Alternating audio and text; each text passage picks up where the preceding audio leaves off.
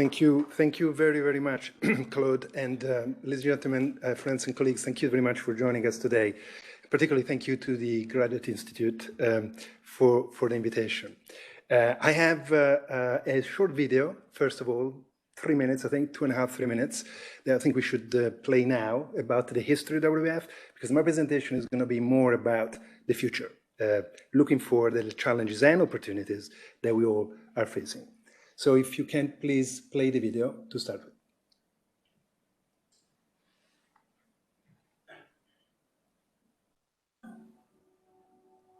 The Earth is more than 4 billion years old. In the lifespan of a planet, 60 years is nothing. But an awful lot can change in 60 years, good and bad. Back in 1961, when WWF started, most TVs were black and white. A young presenter called David Attenborough was appearing on our screens. We believed burning coal was the best source of power. We thought the ocean was so big, nothing could harm it. The tropical rainforest would always be there. Back then, we thought conservation was mostly about protecting animals in trouble. We didn't know we'd end up having to protect the entire natural world. We never imagined we'd find plastic inside fish, or a future Arctic Ocean with almost no ice. 60 years on, we have a very different picture. We can see how everything connects. And every year the challenges get tougher. More demand for land and water, for food, for products. All putting unsustainable pressures on nature. The truth is, the next 10 years will shape the future of life on our planet. The direction we choose, the history we create, our survival is up to all of us. With your support, and by working alongside local communities, we have seen recovery population of wild pandas, mountain gorillas, and tigers. Rare animals like the Indus River dolphin and others have been brought back from the brink of extinction. More wild places now have legal protection on land in rivers and at sea. For instance, the huge rainforest park in Tierra Biquete and Belize Coral Reef. We've pushed global governments to pass new nature laws and tougher targets for cutting harm. There's so much still to do. But building back after the COVID pandemic, we can create a greener, fairer economy that supports nature, protect this unique planet we all depend on. It's completely achievable. We have a plan. If we act now, by 2030, we should start seeing the impacts of a more sustainable food system, a more stable climate, and a healthier, recovering world. And 60 years on from today, let's create a history to be proud of. Together, we can save our one shared home.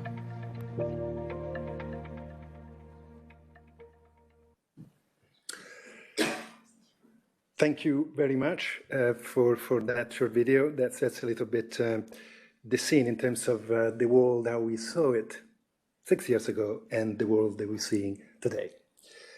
And today, indeed, we're living extraordinary times because on one hand, we know that we are reaching tipping point of many ecosystems, earth systems, that potentially will reach irreversible trends. But on the other hand, we've never been more aware of the issues and the solutions. And so there is this moment of tension, almost contradiction, between what's happening to the world, to the natural world, and what we are beginning to understand have to change. And that's why we call this presentation today Tipping on Turning Points.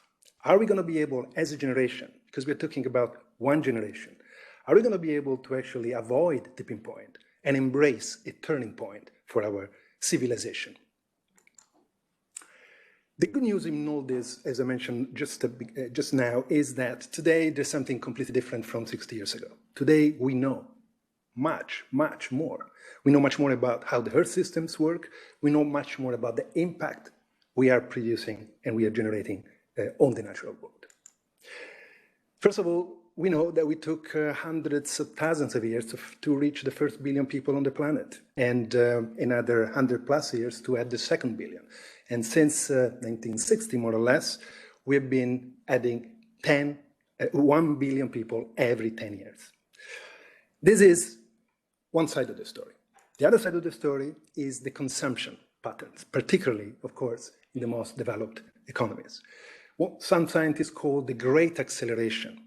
And if you look at the trend of the use of natural resources, almost everything you can think of, from energy to water, to timber, to fish, fertilizers used in agriculture, the trend of usage has grown exponentially from 1960s, more or less, onwards to these days, exponentially. And we know clearly this is not sustainable. Some scientists are calling this age, the age we're living in, with a new name, a new geological name, because our pressure on the planet is such that we're actually altering the biochemistry, the biophysics of the planet, and therefore deserves a new name, the age of humans, like we have the age of dinosaurs. Let's not make a comparison there, but this is a truly new experience for our civilization that for hundreds of thousands of years have been living in a nature which was huge, rich, plentiful, and frankly in competition with us. Now we're finding ourselves in a situation which is very different. Nature is not as big and powerful as before. We are the powerful force. And can we control that force and direct it in a way that actually can sustain our future? That's the challenge, because among the many things we know, we also are able to monitor very precisely the impact we're having on the planet. We know, and these are just 3 of the many data that show how terrible is the trend in terms of natural resources and overall natural systems. We are reaching what science is calling a really danger zone, the 1.5 degree of global warming after compared to pre-industrial times. We have 1 million species on the brink of extinction, probably many more that we don't even know about. Fish stocks in the ocean are either fully fished or overfished for more than 90%. Half of the forest, half of the coral reefs, 2/3 of the wetlands, and they are lost. And we can continue with many more statistics of this kind. We know what's going on, and we know that this is not sustainable. But perhaps more interesting is that we're beginning to also know things which are never seen before. So, for example, this incredible phenomenon of underwater heat waves that are wiping out marine life like extreme heat waves on land. And that's the famous coral bleaching that happens in tropical waters. Already warm waters, but the waters get so hot that basically corals boil up and lose their functionality. And it's not just about coral reef. This is one of the major Earth systems that we are affecting very heavily. This is just a summary of some of the major systems that we are really altering to dangerous consequences, from the monsoon system to the glacier systems around the world to the conveyor belts in the Atlantic and so on and so forth. Interactions between physical and biological systems that we are altering to a point that they are beginning to change state and stop functioning, and they have been functioning for thousands of years. By the way, the thousands and thousands of years, particularly roughly 15 to 20 years, 1,000 years, since when our civilization had been enjoying a very stable planet, a planet with a stable climate, with stable and productive and rich ecosystems. We are changing that stability into a very dangerous, in many cases, even not fully understood instability. So the challenge that we're facing today is very simple, is to learn how to develop a civilization of 8 to 10, maybe even 12 billion people in a way that actually sustains itself. It is about the natural world, it is about wildlife, it is about the planet, but frankly, it is more about ourselves, our future, present, and immediate future as well. Because if you look at the statistics in terms of human development, actually, you could argue that there's never been a better place for humans on the planet. If you look at the per capita income, if you look at the mortality rate, life expectancy, child mortality, and so on and so forth, we've made a lot of progress. There is a lot of inequity, a lot of inequality yet in the world, we know that. But on average, we are a much safer society for humans than ever before. But the problem is that all that, and we didn't really see that happening, all that happened at the expenses of the natural world. As we developed in all these great indicators of social progress, socioeconomic progress, we have eroded the natural world. Natural world has been actually fueling our development. And so clearly, this tension and this contradiction needs to be reconciled, or else we're going to be not only undermined our future progress, but also some of the progress already made. And it's very clear, particularly on climate change, that that's already started to happen, bringing people back into poverty, bringing people back into lower life expectancy, et cetera, et cetera. So if you look at the three main capitals that we're dealing with as a society, as a civilization, the natural capital, the human capital, and the economic capital, we've been growing fast on the economic one, we've been growing okay on the human one, and that gap, I would say, it's inequality, the inequality gap. And then we've been actually eroding dramatically the natural capital, and that's the ecological crisis of today. We need to reconcile these curves. We need to stop developing at the cost of the environment, because the environment cannot sustain that pressure any longer. And that's what we are beginning to understand in terms of negative externalities of the activities that we've been embarking, the economic development, the model that we've been embracing in the last several decades in particular, discovering the shadow cost of our economic development, as well as the shadow values of the natural system that we've been taking for granted for so many years, using wastefully, using destructively, and not recognizing their full value, and therefore not recognizing the full cost of our activities. Take, for example, food. And food is something that it's now particularly an imperative, because with so many more billion people coming on board on the planet in the next 2 to 3 decades, and with already a food crisis in many regions of the world, and with the impact of climate change and other impacts on the environment that is affecting food security, food is beginning to be finally a top political and economic priority. Food today is completely unaccounted for all the externalities it generates. There's been a recent study calculating the actual cost of the impacts of food, whether it is impact because food production generate deforestation that accelerate climate change, so the all indirect impact of climate change related to food that deforest regions of the world, whether it is the impact on human health because of the exorbitant use of pesticides used in agriculture today, whether it is the impact of fishing that drives overfishing and therefore affect nutrition in many regions of the world, particularly for the most vulnerable population, whether it is the waste of water used in food production, and I can go on for many other examples. The total cost of what actually what is food production is huge, and what we pay for our food is a fraction of that. We pay for the food without recognizing the true cost, but somebody else is going to pay that cost, and the cost is going to be at the moment distributed into different sectors of society and is not fully recognized as connected to food production. What are called the external, the negative externalities, in this case, of food production. In the case, the same thing for other sectors in our economic model, but food is probably one of the most striking. Well, I said before that one exciting thing, and I really feel excited about that, is the knowledge, how much we know today about all this. That's important, because if you don't have a clear picture of the problem, we will never be able to find the right solution. But what is even more important, and what is more exciting and revolutionary, and frankly, in my career since a young kid, and as almost as old as Claude, so it goes back 6 decades, the most exciting thing is that we're beginning to understand something else, which are the consequences this is having not just on the natural world, but on us. And so nature conservation is not anymore a moral issue of us having to coexist with the beautiful biodiversity of the world that we all love, feeling the moral duty to preserve the future of so many species we share the planet with.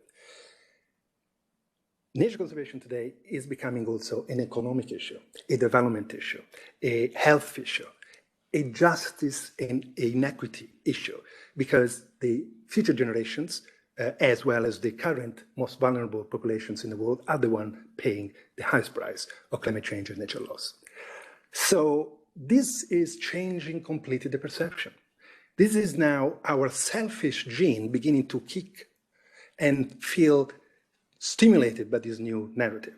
This is not about being sad about pandas going extinct. This is about being worried about our future if natural systems go and collapse. And that is triggering a response. Finally, a response. A response they're beginning to see, very emerging. So the problem is very clear. The perception of the consequences is becoming clear. The concern of society are growing. And we are just at a moment in which we can decide to respond appropriately. And that's the exciting dimension. I mean, I see many young people in this audience, and I really would invite you to be incredibly excited about this moment in history of the civilization of humankind, because it's never happened before. It's never happened before that we humans are beginning to understand that we depend on the natural system more than the natural system actually depend on us.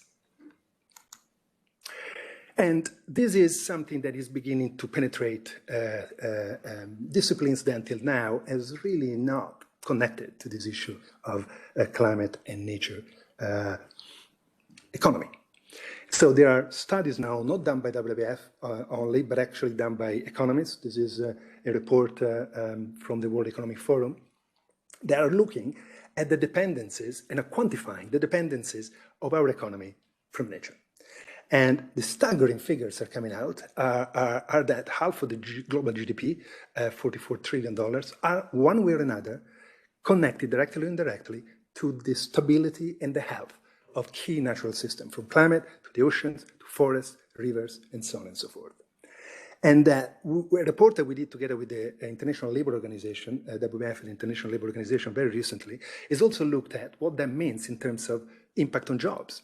And 1/3 of the world workforce, 1.2 billion jobs, are actually at stake, again, directly or indirectly, because of the collapse of natural ecosystems. Think about agriculture, think about fishing, think about tourism, and think about industrial production that depends on constant and regular access, for example, to water. All this is, again, confirming and putting some figures on the table that are beginning to resonate with the economic world and the business. And of course, then there is COVID. And COVID is just the peak of an iceberg, because COVID is one of the many zoonotic diseases that jump from animals to humans that we experienced already in the last several years. And as you can see, the number is growing. And today, the staggering percentage of 70% of all emerging all emerging human diseases are actually of zoonotic nature, jumping from animals to human. Why? Because we are trading animals more globally, because we are farming animals more intensively, by the way, trading wild animals as well, globally, and because we are deforesting and dislocating and coming into contact with viruses that are today safely locked in a balanced ecosystem in tropical forests, for example, and through deforestation are unleashed, reach human settlements, you reach the trade chains, and reach spread globally. That's exactly what happens with COVID. So today, that perception is beginning to be mainstream. This is, again, the World Economic Forum. They compile every year a survey. They run a survey across their constituency of decision makers in business, investment sector, and governments. And perception of risks. It's called the Global Risks Report. It's an interesting document I would encourage you to look at. They produce every year. They launch it in Davos. And as you can see, in 2021, the 5 top risks in the top corner there were all environmental, related to climate change, and for the first time, biodiversity loss has also come up close to the top. That's exciting because a lot of the decision made by economists and investors in particular are about risk. And so appreciating the environmental risk is a critical step forward. But it's not just about risk, it's also about opportunities. And another very good report from WEF has exactly highlighted that. So I said earlier, we know the problem, we are beginning to understand the solutions. So basically, we are really embarking in a transition. That's where we are at this stage in our civilization, in our society, in our economy. What a transition look like? And WEF has looked at the positive impact of nature-positive transitions, meaning transitions that develop sectors like energy, food, infrastructure, extractives, in a way that does not erode the natural capital, but is sustainably using the natural resources. And those transitions, that means, for example, in the field of energy is about renewable energy, or in the case of food, it's about regenerative and natural agriculture. Those transitions will generate huge added economic value, 10 trillion by 2030 estimate, and a huge number of jobs, 400 million more jobs, because many of these nature-positive transitions, sustainable practices, are actually much more job-intensive than the traditional ones. Renewable energy is 1 to 5, I think, compared to fossil fuel. Organic agriculture is 1 to 3 to chemical agriculture. So there are plenty of opportunities in terms of leveraging the economy and employment through nature-positive transitions. So the narrative, as I said earlier, about nature conservation, the importance of nature, the benefits and the risks of losing nature, has really shifted very quickly over the last, I would say, less than a decade. Until recently, this awareness, particularly the link between the economy and nature, as well as the link between climate and nature, haven't been really made clear or not discussed very much, apart from the specialist circles. So that's exciting, and that's a new awakening that is happening in our civilization, to the point that when you talk about sustainable development goals, the goals that the UN and the whole world has embraced by 2030, that goes from development, economic development to social progress on poverty, hunger, malnutrition, etc. And of course, for the first time ever, they were also integrated with the environmental targets on biodiversity, on fresh water, on ocean, and on climate. If you look at the whole group of the Sustainable Development Goals, clearly, economy and society are dependent on a safe and healthy environment. And so unless we protect the environment, we won't be able to achieve the socioeconomic goals. And this year is a particularly exciting year because we have coming together after several delays because of the COVID pandemic. We have a number of global conferences that are happening as we speak. One, in fact, just concluded a few days ago, the Conference on Biological Diversity, which is the Nature Convention. In a couple of weeks, less than a couple of weeks, we'll have the Climate Convention. Next year, there will be the third convention that was created in 1992 in Rio, Convention on Combat Desertification on Land Degradation. There will be an ocean conference in spring as well. Opportunity to really integrate all these different topics and build a plan that cuts across all these different themes.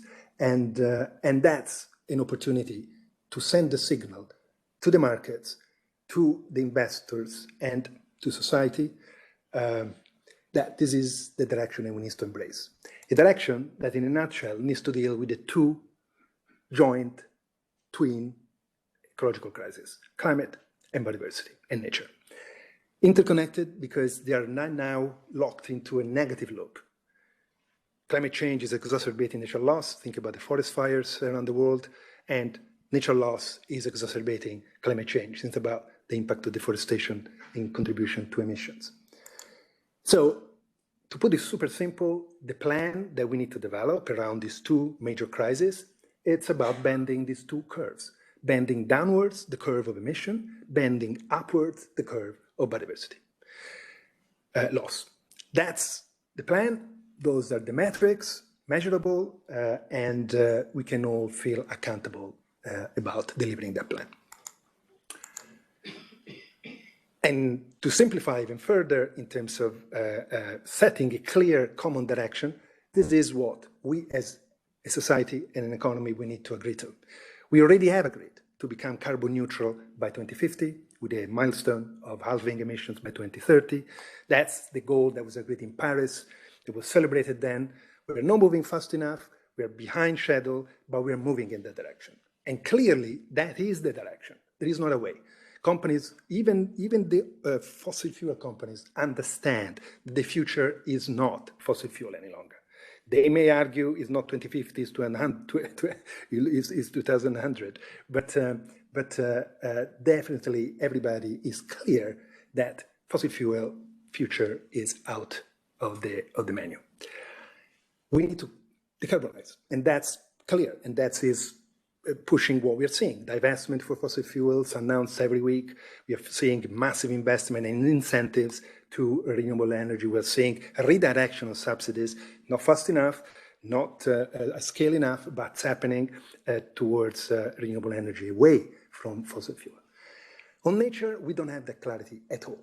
On nature, we all are beginning to be concerned. As I said earlier, we're all beginning to know that we need to do more, but we don't know how much more. And when you have a plan, particularly when you have a transition plan, it's important to have the problem statement where you try to address. It's important to have the destination in order to build the transition, the right transition that is measured against the need. We need to define the destination for nature as much as and clear as we have defined it for climate. And that's nature positive. Nature positive by 2030 means that by 2030, the world commit to have more nature than today. More forest, more fish in the ocean and rivers, more pollinators in the countryside, et cetera, et cetera. And the carbon neutral goal has disrupted the energy sector, as you just mentioned. Disrupted, sends clear signal that the energy sector has to reform itself, change towards renewable energy.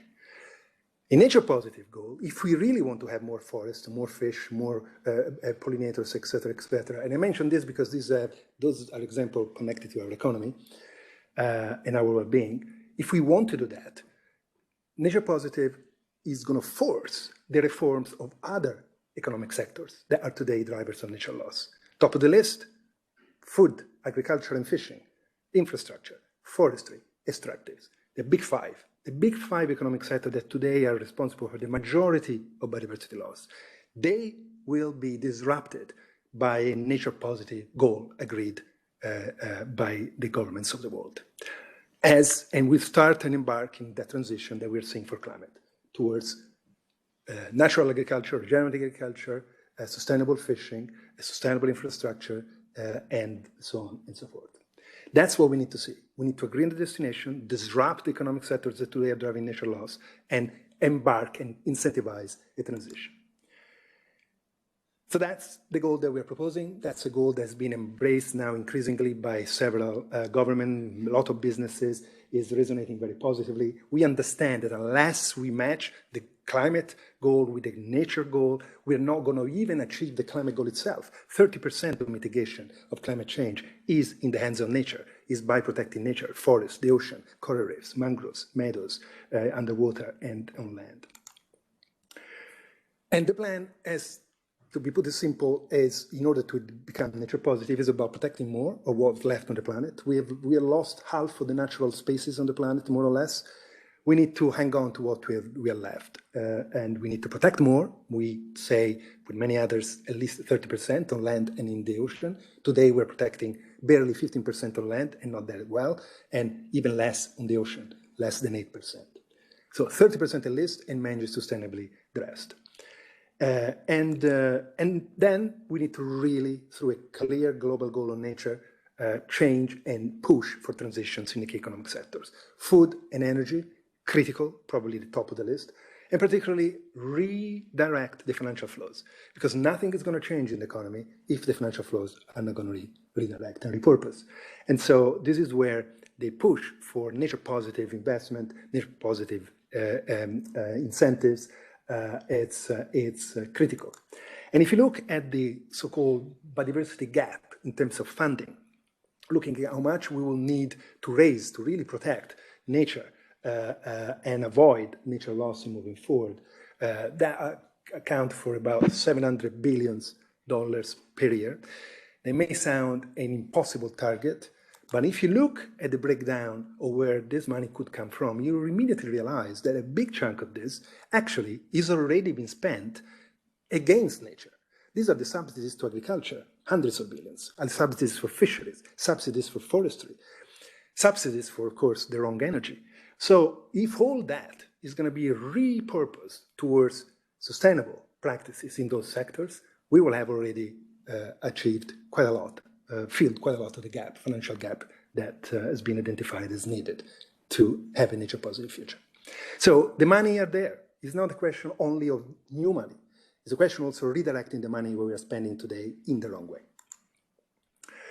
And it is exciting to see that it is beginning to move for nature as well. So there is a new initiative, which we're very proud to be founder of science-based target for nature, that is identifying targets for companies and sectors to become nature positive by 2030, similar to what has been done in the previous years on climate.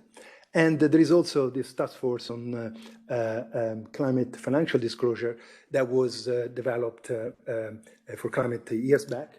And now we have one for nature as well, with 13 trillion worth in asset of more than 71 financial institutions that have agreed to discuss, to assess their risk vis-a-vis nature, to disclose it to their investors, so that actually there is transparency about which investment, which company it's benefiting, and whether that is or not a nature positive investment.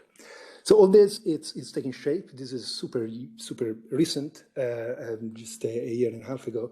But that's just to confirm that the machinery of the economic thinking and players is beginning to move about nature as well as climate. But let me just finish by saying that one of the most exciting consequences, results of all this, is that also the dichotomy between nature and people agenda is dissipating, is evaporating. And the understanding that the connectivity, the dependency between, the connections between us and nature are unavoidable. And particularly now that nature is weakened by our activities. And so a convergence of the human development and nature conservation agenda is as strong as ever in the narrative, in the way also we come together. It is about, however, combining, not recognizing the emotional value and the spiritual value and the ethical importance and duty of our responsibility towards nature. That's still very strong. I mean, it's very strong in myself personally, very strong in the WWF and many others in the world. But is also, and that's the new element, understand the material, direct, essential, indispensable function that nature is playing for our own life, the life of our children, the life of the next generations, but starting also for the people that live the planet today.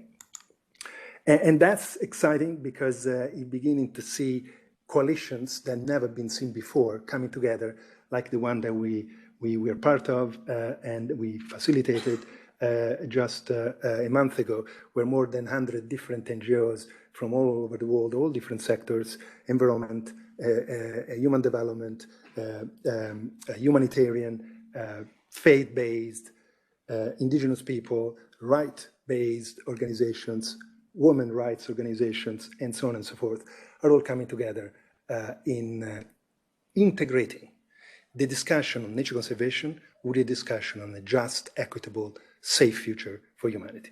And that's, for me, having started early, as Claude said, and having started, to be frank, with a strong sentiment towards wildlife, because I felt since I was a kid, wildlife and nature had no voice and were the poor of the poor on the planet.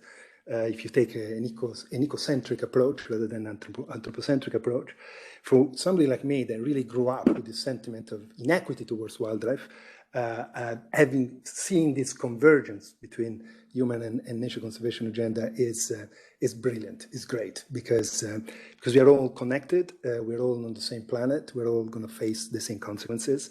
And so our next big push will be for the conferences this year and next year to embrace a clear direction on nature as much as we have on climate, connected to our agenda of socioeconomic just development, and see us towards reaching a turning point rather than waiting for a disastrous tipping point of our natural systems. Claude, I'll stop here and very happy to continue the conversation. Thank you. Thank you.